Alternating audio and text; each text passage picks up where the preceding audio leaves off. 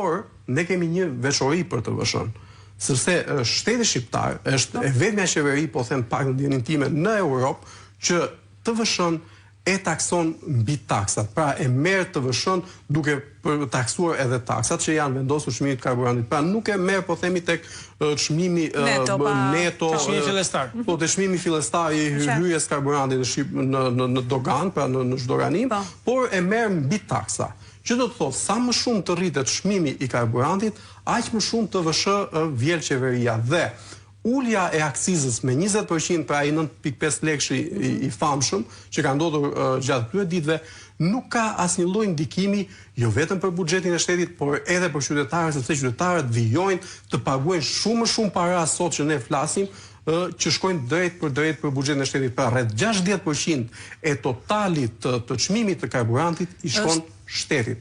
Unë nuk po bëj avokatin e kompanive, por kompanitë kanë një të drejtë edhe pse unë kompanive të hidrokarbureve thua. Kompanive të hidrokarbureve, sepse kanë një të drejtë.